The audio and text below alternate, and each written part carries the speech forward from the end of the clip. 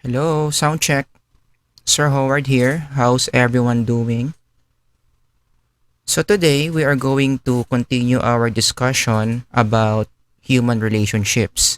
If I'm not mistaken, the first time I had this lecture, we talked about how to start a relationship. At pinag-usapan natin doon how important it is for a person to be interesting for anyone to have or to want to have a relationship with you. So, yung previous video ko, I taught you different skills on how to make yourself a very interesting person. For today, we are going to talk about a more advanced topic, and this is how to build intimacy. That's a very important word in the psychology of relationships. Intimacy. How do you become intimate with someone? Remember, being just an acquaintance is different from being intimate with someone. Again, the previous video, the previous lesson that we discussed focused more on how to be acquainted with someone. How do you become familiar with someone? How would you make someone want to have a relationship with you? You start there, being an acquaintance of someone.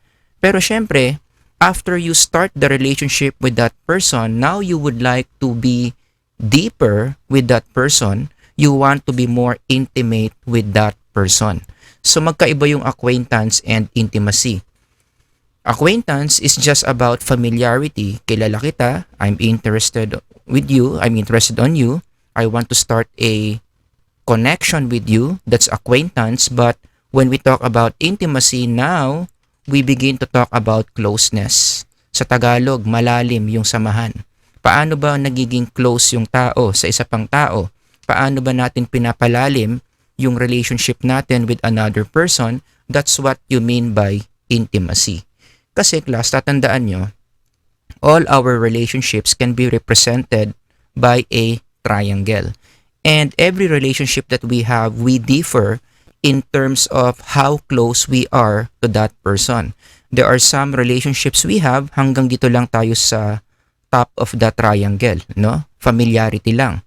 Or we are just acquaintance to those people. While some people that we are in a relationship with, yung kaating closeness sa kanila is in this level, medyo gitna, no? But there are also people in our lives where we can say we are very intimate with them, malalim ang samahan natin, ang pinagsamahan natin sa mga taong yan. So some of our relationships belong to this bottom part of the triangle. Alright? So again, almost all your relationships can be traced to the following areas of the triangle, no? Shallow, moderate, and intimate. Alright? But again, our video for today, it's more on how do you build intimacy. Now, question. Kanino ka pwedeng maging intimate with? Are there any specific people that you would like to be intimate with or you need to be intimate with? The answer, wala namang particular na tao. You can be intimate with anyone you know. You can choose to be intimate with your parents, with your friends, relatives, teachers, special someone, boyfriend, girlfriend. It's your choice kung sino ba yung tao that you want to be intimate with. And let me just add, you don't have to be intimate with everyone. Don't do that. Kasi may mga tao gusto nila lahat ng relationships nila intimate sila with those people. That is unrealistic. That is not possible because when you become intimate with someone, it takes a lot of effort. It takes a lot of resources that it's unrealistic that you can maintain all those intimate relationships. So pipili ka lang din ng mga tao that you would like to be intimate with. Okay lang naman yon. Yung ibang relationships mo, shallow lang. Yung iba, average. Yung iba, intimate.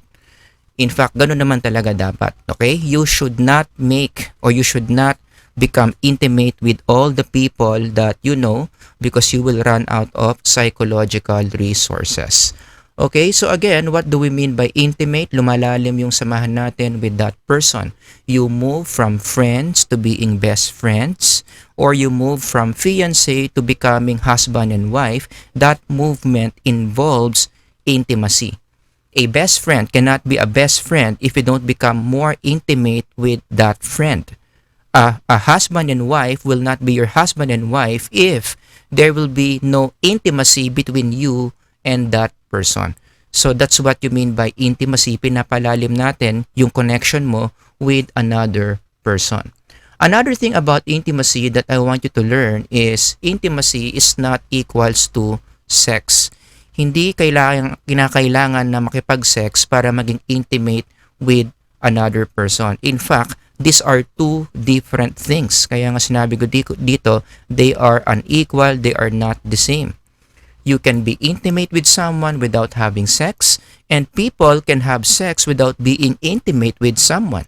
Alright, so please don't equate intimacy with sex. Sex is not the way to become intimate with someone. Why am I emphasizing this? I am emphasizing this especially for those of you who would be entering future relationships. Kapag yung partner nyo, fino-force kayo na makipag-sex para daw magkaroon kayo ng intimacy with each other, that is a lie. Run away from that person. That person just wants your body. You can be intimate with that person. You can be boyfriends and girlfriends, yet you're intimate without having sex. So let me repeat, in the future, if you encounter a person lying to you that you need to have sex for you to be intimate with that person or to achieve intimacy, that is a lie. You run away. Alright? So that's a lot of things to remember about intimacy, but that's fine because all of those things are very useful and very important. But let's now zoom in to the word intimacy. What does it mean to be intimate with someone? What does intimacy really mean? Let's now formally define what intimacy is. If you study the origin of the word intimacy came from the Latin word intimatus, which means very familiar or very close. So, hindi lang siya basta-basta familiar, hindi lang siya basta-basta close. The word very is important. And when you say the word very, it means a lot of, right? So, that's a lot of familiarity, that's a lot of closeness. So, kapag may kakilala kang tao, ang dami mong familiar things about that person or sobrang close mo with that person, then that means you are intimate with that person. But in psychology, this is the way how we define intimacy. Okay, so please read, and if you have your notes with you, very important, you copy. A feeling which involves high levels of physical or emotional closeness, belongingness, and confidence in showing the deepest parts of the self to another. I want you to focus on words in yellow, the words feeling and confidence. So yung intimacy pala, it's a kind of feeling. You feel intimate with a person. It's a feeling. Right? Ano yung feeling na yun? Sabi sa definition, closeness. You feel physically close, emotionally close with this person. You feel you belong to this person. That's the feeling of intimacy. But it's not only a feeling of closeness according to the definition, it also contains confidence. So, ang intimacy pala, meron ka ring certain degree of confidence to another person that you can show the deepest parts of yourself without the fear of being judged by that person. Okay? So, those are two important markers of intimacy. Again, ano yung dalawa? Number one, feeling of closeness, and number two, confidence to open yourself up to another person. You have to meet those two for you to say you are intimate with another person. Hindi pwedeng isa lang. Dapat meron kang feeling of closeness plus you're confident to show yourself. No pretensions to another person for you to say that you are intimate with that person. Okay? Feeling of closeness and confidence to open yourself up equals intimacy. So I would like you to pause and reflect. Mag-isip kayo ng mga tao in your lives right now which you can say you are intimate with. Okay, close your eyes and then visualize the face of that person na masasabi mo those two are present in your relationship with that person. You feel close with this person and you are confident to show your deepest parts of yourself to this person. Okay, so kapag may naisip kang tao na nahihit yung dalawang markers na yon, then we can say that you are intimate with that person. Okay? Now, why would we like to be intimate with someone? Ano ba yung mapapala natin when we become intimate with another person? Let me share with you 3 benefits. Number 1, kapag intimate ka with another person, it is a good opportunity for character development. Maraming mga character traits na magaganda na nade-develop natin while we are inside an intimate relationship, such as we learn how to listen in an intimate relationship, we learn how to forgive, we learn how to be more selfless, we learn how to practice self-control, we learn humility. All of these things we can learn when we are in an intimate relationship. Hindi kasi natin natututunan yan kapag yung mga relationships mo acquaintance lang. Kasi mababaw lang pag acquaintance eh. Wala masyadong problems, wala masyadong challenges in those relationships, so you don't develop these very important traits. Unlike if your relationships are intimate, then those relationships will teach you the following important traits. In fact, you can also base this in what the Bible is saying in 1 Corinthians 13, the very popular love chapter. Love is patient, love is kind, does not envy, does not boast, it is not proud, so on and so forth. In fact, these are the skills, according to the Bible, that you need for you to effectively love another person. Kaya nga tinatawag yun na the love chapter eh. It is not describing the feeling of love, but it is telling us the skills, the traits that we need for us to love effectively. And what are those traits? Yun na nga, basahin mo yung 1 Corinthians 13, 4-5. Those traits are very important if you want to be a loving person. But those traits need to be developed. Hindi naman inborn yan eh. You need to enhance these traits, and the best setting, the best situation to enhance these traits is when you are in an intimate relationship with another person.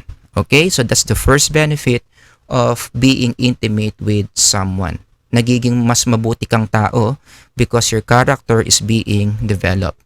Benefit number 2, it gives you psychological stability, especially when it comes to our existing relationships, because our relationships can be destroyed by different problems we encounter in life. Sa Tagalog, nasisira yung mga relationships natin na mahalaga for our psychological well-being. Those relationships can be destroyed by stress, conflicts, misunderstandings, and we don't like that. Right? We don't like to stay in relationships that are easily destroyed by these problems. And that's what intimacy will give you. Diba? Kapag yung mga relationships mo is in the intimate level, it's not only in the acquaintance level, it makes your relationships more stable. Mas nagtatagal in spite of the different problems and difficulties that you may be encountering. At kapag na-maintain mo ng matagal yung mga existing relationships mo, it contributes big time to your mental health. Kasi tatandaan nyo, one of the reasons why bumabagsak yung mental health ng tao, it's because the relationships of that person are being destroyed. Marami siyang mga relationships na nasisira, hindi niya na-maintain, and as an effect, the mental health suffers. And we don't like that. We want to solidify, we want to make our existing relationships strong in spite of those problems that we encounter in our everyday life. Kaya nga, going back, yun na nga yung benefit ng intimacy. It's like an anchor in a ship where it makes the ship very stable kahit na may mga waves, di ba? Kapag intimate tayo with our relationships, kahit na may mga problemang dumadating in our existing relationships, hindi nawawala yung mga relationships na yon. It still persists, it still continues in spite of those problems. Kung alam niyo yung kanta ni Dionne Warwick, That's What Friends Are For, I think this is a good illustration. She said, Keep smiling, keep shining, knowing you can always count on me for sure. That's what friends are for. For good times and bad times, I'll be on your side forevermore. That's what friends are for. Yan yung maganda kapag intimate ka with another person. They don't easily give up on you kasi malalim yung pinagsamahan nyo eh. 'Di ba? Those people can tell you you can always count of them on them, and they will be on your side forevermore. O 'di ba? Kapag yung mga kakilala mong tao ganun sa'yo, they can tell you that you can count on them, that they will be on your side forevermore. It will contribute big time to your mental health. But again, they will not be able to say this. Hindi sila magiging ganyan if walang intimacy in your relationship with them. And last one, benefit number 3 of being intimate with another person is it gives you your different psychological needs. And we return again to Abraham Maslow. Anong sinabi niya? If we want to have a happy life, if we want to improve our mental health, we need to get all those psychological needs, from physiological needs up until self-actualization needs. Good news, if you are intimate with another person, that person na meron kang intimate relationship with can give you these needs that your mental health needs. Diba? So, yan yung maganda kapag intimate ka with another person na sasatisfy yung iyong mga psychological needs na nakalagay from the pyramid of Abraham Maslow. So, I hope by giving you those 3 benefits of being intimate with someone, I hope you are more encouraged to be intimate with some of the people that you know. So the next question now is, how do you become intimate with someone? Because remember, class, being intimate with someone, it's a skill. Marami kang mga bagay na dapat gawin at hindi dapat gagawin for intimacy to happen. Intimacy does not just happen. Hindi lang siya basta-basta tulog gising ka lang ng tulog gising, maya-maya intimate na kayo sa isa't isa. Doesn't work that way. You have to be intentional. You have to plan to be intimate with someone. So, in the following slides, I'm going to teach you how can you become intimate with another person. Again, you start with being an acquaintance with that person. Diba kaya nga sinabi ko kanina, no? Yun yung ating wait lang palitan natin to ng spelling. Wrong spelling to. Acquaintance. Alright. Kaya nga sinabi ko kanina, the first lesson that we have, it's about being acquainted with other people. That's where you start. They want to be interested first. They need to be interested first with you before they think that they want to be intimate with you. Okay? So, you start there. Being acquainted with another person. Huwag kayong magiging intimate with another person na hindi nyo pa acquaintance. You know why? Because that will scare them away. Agree? I mean, hindi mo naman kakilala yung tao, pero yung taong yun may mga ginagawa siya sa'yo para maging intimate kayo, that's scary. So don't do that. You only do these intimacy moves with people that you already have a certain level of what I call trust or pagtitiwala. And this is what you get by being acquainted with another person. So if you are interested with another person and that person is also interested with you, and that person and you want to spend more time with each other, then that means you have already established a certain level of trust. And it is those kinds of relationships that you are now ready to be intimate with. Kung sino man yung taong yon. Kaya mo na yang palalimin, kaya mo nang palalimin yung samahan mo or yung relationship mo with that person. Also, another thing that you have to remember about being intimate with another person is both of you should work on this. Let me emphasize that. Both of you should work for this. Hindi pwedeng ikaw lang yung may gagawin to be intimate with that person. The other person must also be doing the same things that you do to make the relationship really intimate. 'Di ba sabi nga sa English, it's a two-way street. Hindi pwedeng isa lang yung nagtatry na mag-achieve ng intimacy in the relationship. It has to be both.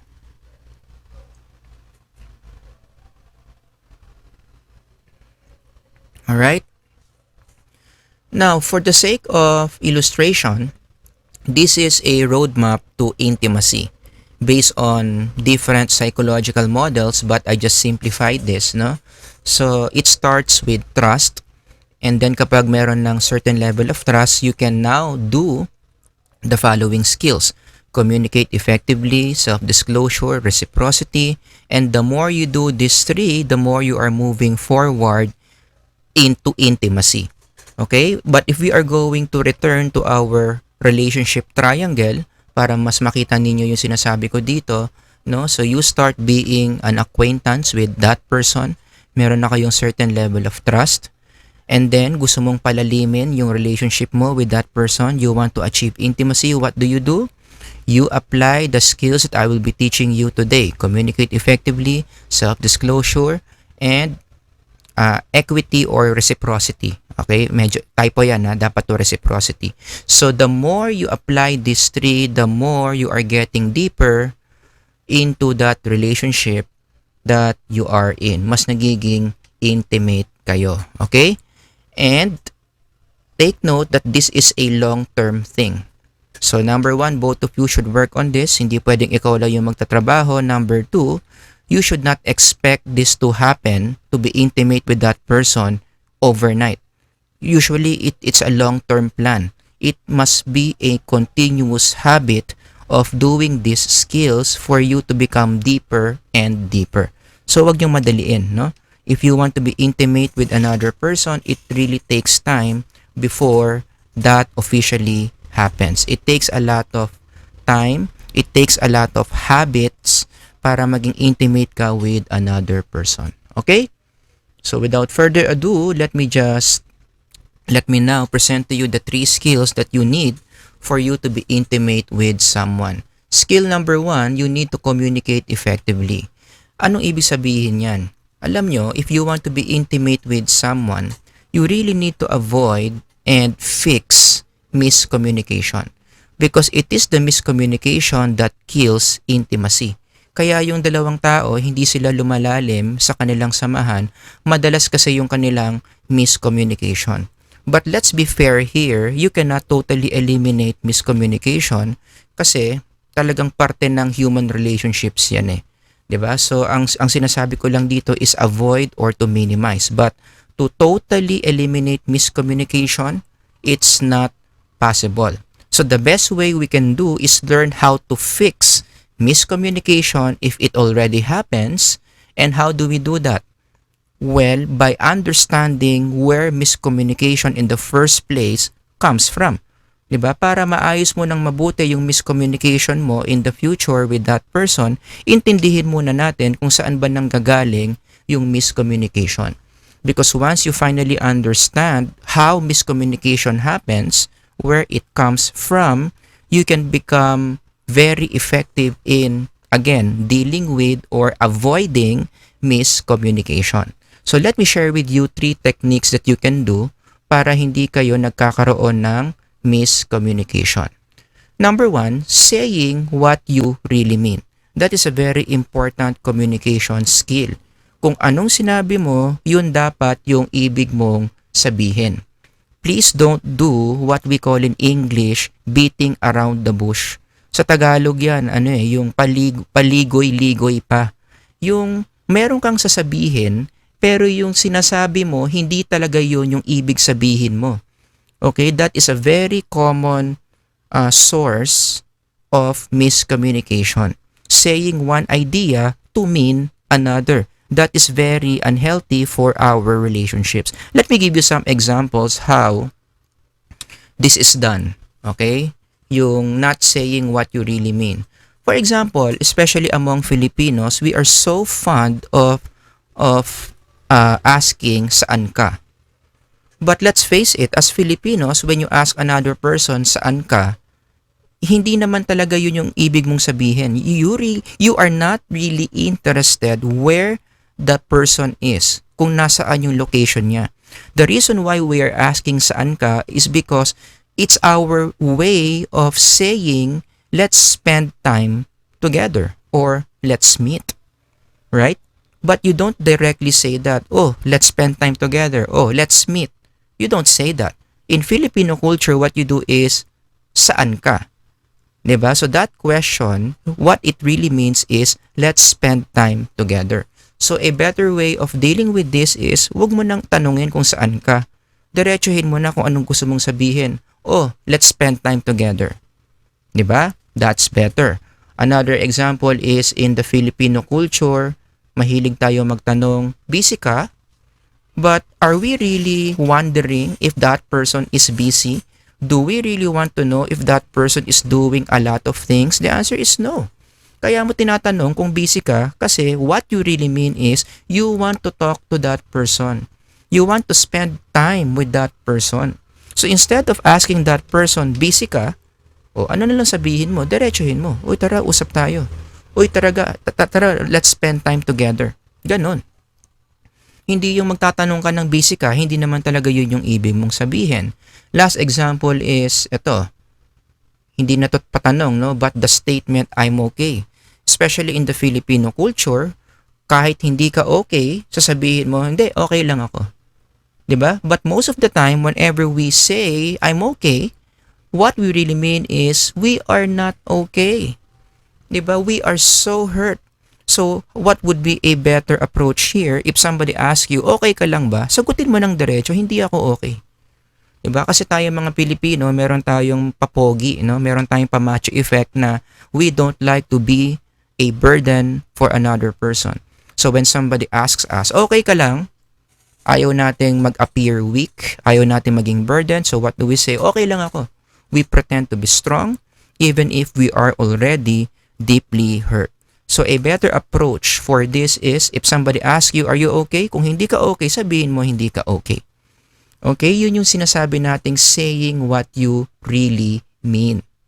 Okay? Wag tayo yung beating around the bush, saying one idea to mean another. That is very unhealthy.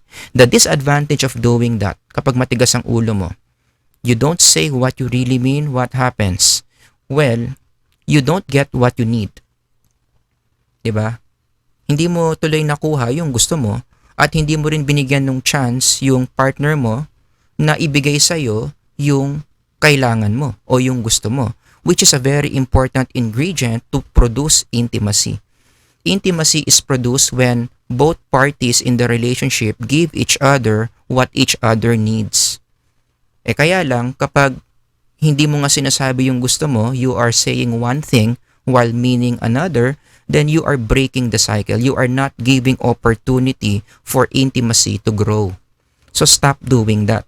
Kung ano yung gusto mong sabihin, yun talaga yung sabihin mo. If you need anything, yun talaga yung sabihin mo to that person that you are in a relationship with for you to be able to build intimacy. Another technique in terms of communicating effectively is don't assume or guess what the other person is thinking. Many Filipinos are guilty of this. Huwag mong hulaan kung ano yung iniisip ng tao na karelasyon mo.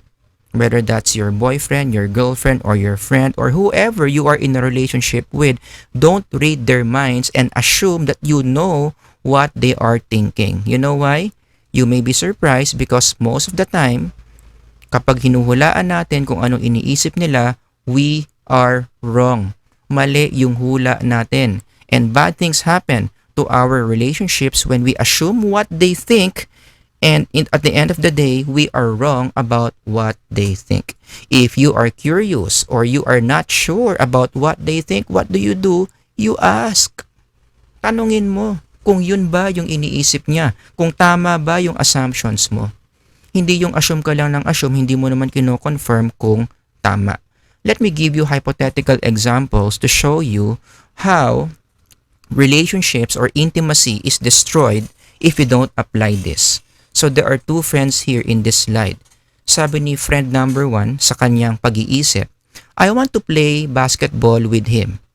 Yung kaibigan niya. But look at this. He seems tired and uninterested. Baka marami siya assignments. Next time ko na lang yayain. Mali na kaagad si friend number 1 dito because he already assumed that he knows what his friend is feeling. Ang hindi niya alam, going back to the slide, friend number 2 is thinking na gusto rin pala niya mag-basketball. Mukha lang siyang pagod, but he also wants to play basketball. But friend number 1 will not know this. Why? Because he already assumed that friend number 2 does not like to play basketball. And friend number 1 was wrong in his guess about what friend number 2 is thinking. So ano tuloy nangyari? Sabi tuloy ni friend number 1, sige bro, laro lang ako basketball. Nagpaalam na siya doon sa kaibigan niya. Iniwan na niya, sige bro bukas na lang laro na ako ng basketball. Where did that come from? Why did he say this? From his wrong assumption here. Kaya niya sinabi yun laro na ako ng basketball bro kasi mali yung assumption niya. So, yung sinabi niya, mali rin. Na-hurt tuloy si friend number 2. Iniisip ni friend number 2, pambihira naman. Magkaibigan tayo, bakit hindi mo man lang ako tinanong kung gusto ko rin maglaro ng basketball? You see? Ano ang pagkakamali? Because somebody assumed what another person is thinking. Don't do that. Alright? So if you are not sure about what the other person is thinking, what do? You confirm. So going back to that case, in my hypothetical example, ang dapat ginawa dyan ni friend number 1, tinigil niya yung assumption niya. I want to play basketball with him. Tigil niya yung assumption niya yan. Kahit mukha siyang pagod, kahit na mukha siyang walang gana, yayain pa rin niya. Bro, gusto mo maglaro ng basketball? Kung talaga namang ayaw ni friend number 2 na maglaro ng basketball, sasabihin naman niya, hindi bro, next time pass muna ako kasi pagod ako 'Di ba? Sasabihin naman niya kung mali yung iniisip niya. Pero mas maganda na kinonfirm mo na. Bro, gusto ko maglaro ng basketball, mukha kang pagod. Okay ka ba? Gusto mo ba maglaro? 'Di ba? Di walang naging away, wala nang na-hurt. And number 3, another way to communicate more effectively is, in connection to number 2, stop expecting others to know what you think. Huwag mong asahan yung ibang tao na dapat alam na nila kung ano yung iniisip mo. That is very unrealistic. For you to expect other people to know what you want, to know what you need. Unfortunately, many people today still do that. You expect people to know what you want, to know what you need. And when they don't sense what you need or what you want, anong magiging reaction mo? Magagalit ka. Yung galit na yon, yung inis na yon, that will destroy the growth of intimacy with that person. Diba? I have another example here. So this is a girlfriend-boyfriend context, no? So the girlfriend is thinking, dapat alam na niya na gusto kong kumain doon sa favorite restaurant ko kasi 3 months na kami. It's his responsibility to know what his GF wants. Diba? Yung mga girls may ganyan silang expectations minsan Diba na 3 months na kami. Kung mahal niya ako, dapat alam na niya kung ano yung mga likes ko. Don't do that. Kahit gaano pa kayo katagal, huwag mong expect yung partner mo na dapat alam na niya kung ano yung mga gusto mo kasi hindi siya mind reader. Tingnan nyo ano nangyari, no? So that's the way the girlfriend is thinking. Expecting the boyfriend to know what she wants. Now, look at what's happening inside the head of the boyfriend. Lagi na lang kami doon kumakain. Baka sabihin niya, lagi na lang doon. Baka sawa na siya. The boyfriend knows that that restaurant is the favorite of his girlfriend. Pero nag-hesitate siya kasi lagi na lang sila doon kumakain. Iniisip ng boyfriend baka magsawa na yung girlfriend doon sa kinakainan nila lagi. So, he's thinking about eating in a new place, right? So, what happens next? Boyfriend says this, baby, saan mo gusto kumain ngayon? Again, where is boyfriend coming from? He wants a new place where they can eat for a new experience. That's where he's coming from. It's not that he doesn't know what his girlfriend wants. He knows. Nag-hesitate lang siya na baka sawa na yung girlfriend niya doon sa restaurant na yon. But since the girlfriend is expecting the boyfriend to know what she thinks, look at what happens. The girlfriend thinks, kita mo na? Hindi niya alam? He's not taking me seriously?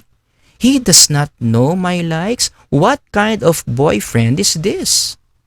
O, kukwestiyonin pa niya yung pagiging mabuting boyfriend nung kanyang karelasyon. Simply because he was not able to read or to anticipate or to guess what's in her mind. At na-turn off doon yung girlfriend. So, sumagot siya doon sa boyfriend kahit saan. Medyo galit, medyo cold. Pero parang wala na akong gana. Kasi na-bad trip siya, hindi nahulaan ng boyfriend niya yung iniisip niya. And in that case, intimacy gets destroyed. Hindi na lalalim yung samahan nyo kasi nga, nagkaroon ng unrealistic expectation yung girlfriend. So how do you correct this? Ano ba dapat yung tamang ginawa in that situation? Well, going back to that first slide, in the first place dapat, itong girlfriend, hindi na siya nag-assume. Tinanggal niya yung expectation niya yan. Dinerecho na lang niya, oh babe, mansari natin ngayon. Kain ulit tayo dun sa favorite restaurant ko. 'Di ba? That will end the boyfriend's thinking na gano'n, na baka sawa. Hindi pa siya sawa. Gusto pa rin niya doon, let's go, let's eat there, and enjoy our mansari. O, 'di ba? Mas naging intimate sila when that happens. Kung hindi nag-assume yung girlfriend na dapat alam ng boyfriend niya kung ano yung kanyang iniisip. Alright, so those are the 3 very important communication skills that you need to practice to build intimacy with another person. Now let's move on to skill number 2. Let's talk about self-disclosure.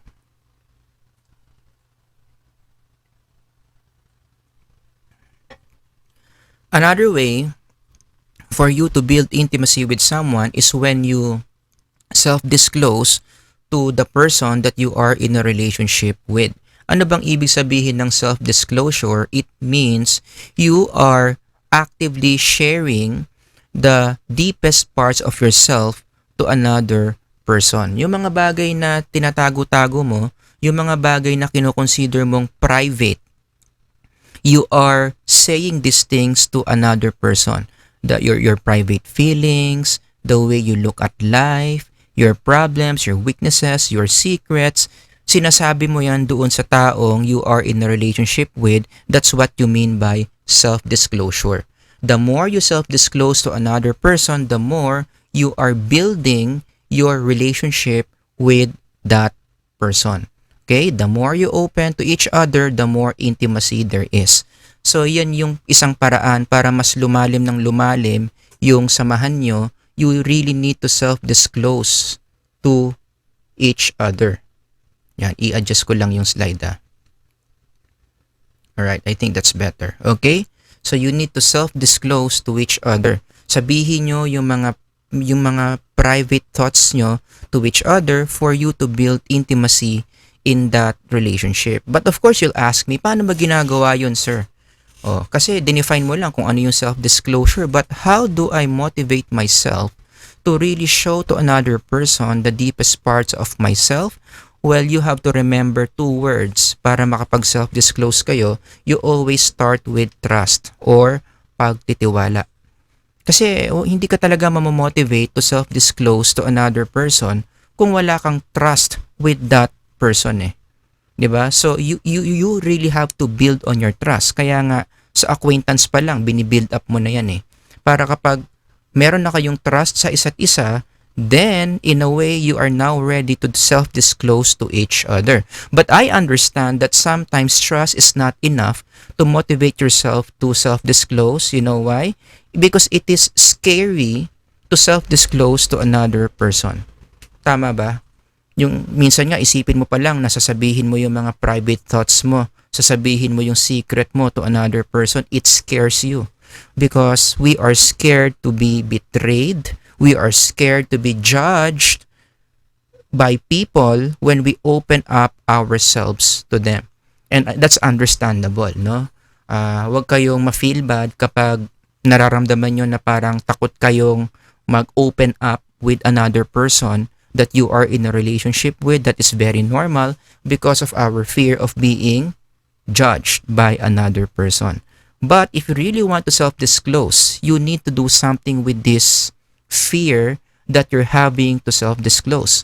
What do you do with that fear? There's no other way but to take risk. Wala talaga eh. Hindi pwedeng forever ka na lang matatakot na mag-self-disclose kasi hindi magiging intimate yung relationship mo with that person. You really need to take risk. Yes, baka i-betray ka niya. Yes, baka ikalat niya yung secret mo. Yes, baka i-judge ka niya but you wouldn't know until you try. Diba? Kaya yan yung dalawang words na dapat yung tandaan. No? You first build on your trust and then from there, you take the risk to disclose yourself to another person. And just one side application on this, another implication of this is you really need to protect your relationship with all your might, especially the trust that you have with each other. Mahirap masira yung trust na yan. I hope you can connect. Why? Kasi kapag nasira na yung trust in the relationship, then both parties will no longer be motivated to self-disclose. And the less self-disclosure that you do, the less the relationship becomes intimate. Diba? Sinabi ko kanina, the more you open to each other, the more you self-disclose, the more intimacy there is. Bakit hindi nagdi-disclose yung isa't isa? Kasi may sumira ng tiwala. Kaya kapag ang tiwala nasira, ay nako, that's a very big problem. It's so hard to be intimate with another person to whom you don't have any trust. Kaya kapag tayo nasa isang relationship and we consider that relationship very important for us, we really need to protect the trust that that person is giving us. Diba? Kaya nga the Bible keeps on telling us that we need to love one another. Beloved, let us love one another, for love is of God, and everyone that loves is born of God and knows God. And what do you do with people you love?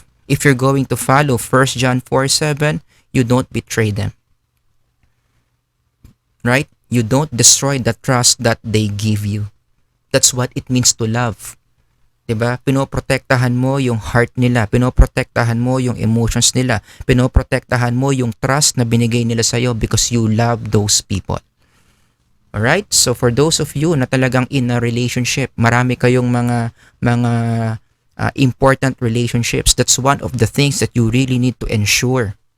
Huwag niyong sisirain yung trust na binibigay ng mga taong yan sa inyo.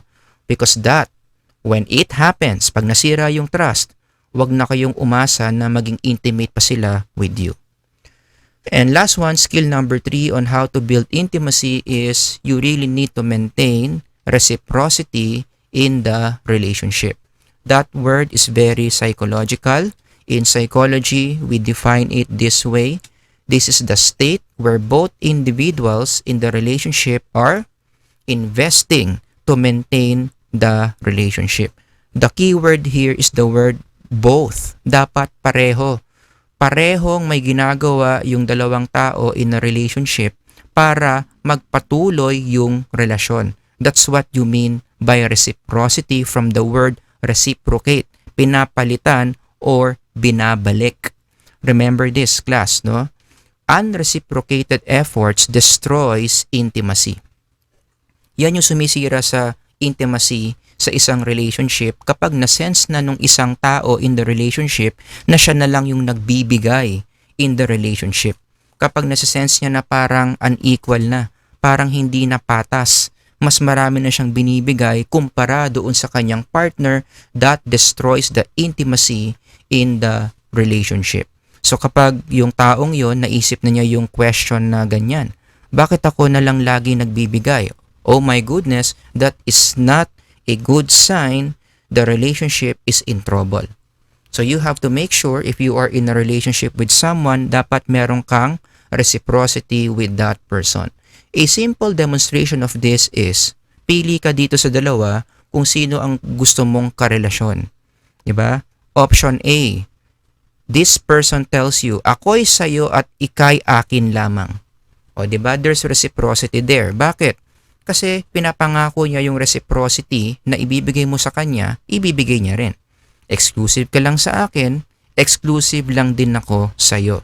You would like to be in that relationship compared to this one. ako'y sa lahat at ika'y akin lamang. That's not fair. 'Di ba? Pwede siyang mag-entertain ng ibang mga tao other than you, pero ikaw dapat siya lang i-entertain mo, hindi reciprocal. Walang reciprocation na nangyayari in the second relationship, so most likely you wouldn't like to be in a relationship with this person. Diba? We want to be in a relationship with people to whom they reciprocate what we are giving to the relationship.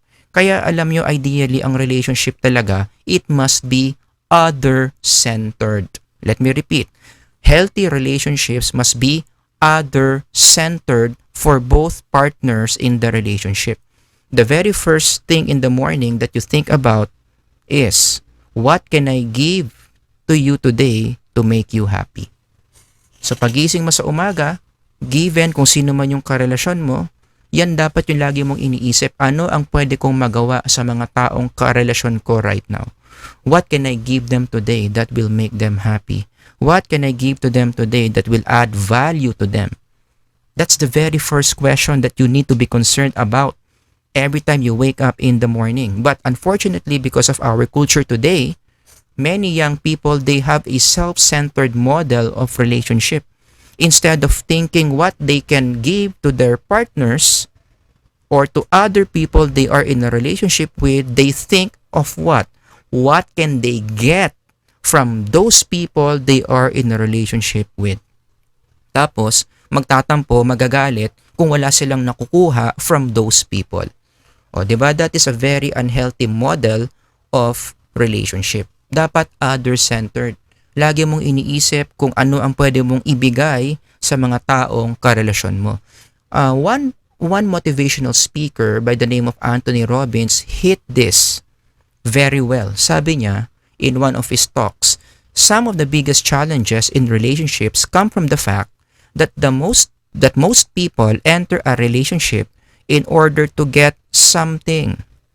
They're trying to find someone who's going to make them feel good. And I agree. Karamihan ng mga tao, tanungin mo ngayon, especially the singles, bakit mo gusto magka-boyfriend? Ang sagot, self-centered. Para sumaya ako. Para may mag-alaga sa akin. Para meron magpapa-feel special sa akin. That's a wrong motive to enter a relationship. The correct motive why you want to enter a relationship is because you would like to take care of another person. Because you would like to value another person. Because you would like to serve another person to make that person better. Ganon dapat yung mentality natin when it comes to relationships. We enter relationships not to get but to give. So Anthony Robbins continue, in reality, nandito na tayo, follow me. In reality, the only way a relationship will last is if you see your relationship as a place that you go to give and not a place that you go to take. That's what I'm talking about. Dapat ganyan ang model natin in relationships. We are in a relationship because we are using that relationship as an opportunity for us to give and not to take. The more you give in the relationship, the more your partner gives back to the relationship. There's reciprocity. You are building up intimacy. And that idea is biblical. Philippians 2:4 yan eh. Diba? Anong sinabi ni Apostle Paul dyan? Everyone should not only be interested about his or her own interest, but you need to be interested with other people also. Huwag mo lang isipin yung sarili mong kapakanan, isipin mo rin yung pangangailangan ng ibang tao. But the best words that reflect this idea is the words coming from Jesus himself. Jesus has a very healthy model of relationships eh. Kaya ang dami talagang nagmahal kay Jesus when he was on earth because he was such a giving person in the context of his relationships. Diba? Anong sabi niya doon sa John? Greater love has no one than this, than to lay down one's life for his friends. You need to be more other-centered with your relationships if you want to create more intimacy with them. And also in connection to this, i-share ko lang na mabilis yung interesting study on reciprocity. According to Groth and Clark, the strongest predictor why a relationship will disintegrate, why the relationship will end, bakit nagbe-break, bakit nagkakaroon ng divorce. Again, it's confirmed perceived inequality. Ibig sabihin lang yan when one of the people or one of the parties in the relationship sense na mukhang hindi na fair, mukhang lugi na ako sa relationship na ito, doon nagsisimula masira yung relationship. So the best way for you to really protect the intimacy that you have with another person is, how do you prevent this? You become a more giving person. And of course, yung partner mo, dapat ganun din. Diba? So, the more nagigive ka sa kanya, yung partner mo nagigive back sa'yo, the relationship becomes reciprocal. It becomes very effective in harnessing intimacy. Okay? So, those are the different skills that you need to practice every day to people that you are in a relationship with if you want to create intimacy with them. Communicate effectively, self-disclosure, and you maintain reciprocity. Again, let me remind you, both must be doing this ha, both. Hindi pwedeng ikaw lang ang nagna-numbers 1, 2, and 3. Dapat yung karelasyon mo, ginagawa rin yan. And the more you do these things to each other, the more you are creating intimacy with that person. And this does not happen overnight. It must happen in a long-term basis. Now, in closing, meron lang akong gustong basahin sa inyo na song written by Kenny Rogers with the title Through the Years. Ang ganda-ganda nung song na to, yung Through the Years. You know why? Because going back to those skills I taught you in this video, kitang-kita mo that the person singing the song and the beloved, kung sino yung kinakantahan nung artist in the song, talagang it's very clear that they are practicing these three skills. They communicate effectively with each other, they self-disclose with each other, and they maintain reciprocity in their relationship. As a result, yung relationship that they have is very intimate. As you will sense as I read to you the words of the song by Kenny Rogers entitled Through the Years. Okay? So babasahin ko lang sa inyo yung lyrics ha. Yung assignment nyo dito o yung exercise nyo is as I read these words, I want you to spot where is number 1, where is number 2, and where is number 3. Okay? So the song goes like this, sabi, I can't remember when you weren't there, when I didn't care for anyone but you. I swear we've been through everything there is, can't imagine anything we've missed, can't imagine anything the two of us can't do. And then chorus to, through the years you've never let me down, you turned my life around. The sweetest days I found with you through the years. I've never been afraid, I've loved the life we've made. And I'm so glad I've stayed right here with you through the years. Verse 2. I can't remember what I used to do, who I trusted, whom I listened to before. I swear you've taught me everything I know, can't imagine needing someone so, but through the years it seems to me I need you more and more. Through the years, through all the good and bad, I knew how much we had. I've always been so glad to be with you through the years. It's better every day, you've kissed my tears away. As long as it's okay, I'll stay with you through the years. Through the years when everything went wrong, together we were strong. I know that I belong right here with you through the years. I never had a doubt, we'd always work things out. I've learned what love's about by loving you through the years. Conclusion, the relationship here is very intimate. And why is it intimate? Because before this song was written, I am sure that these two people involved in the song did the skills that leads to intimacy. Alright? So if you have any questions about intimacy, you can just post it in the comment section, or you may ask this the next time we meet each other in our live session. Thank you for listening, everyone. I hope you learned something new about human relationships, how to be intimate with someone. Please, please, please apply the things that I'm saying for you to benefit from these lessons. Ha? Huwag nyo lang tinatago-tago sa notebook nyo. Huwag nyo lang kinokopya-kopya. These lessons that we have in this subject are meant to be applied. Okay? I'll see you around. Thank you, everyone, and God bless. Bye-bye.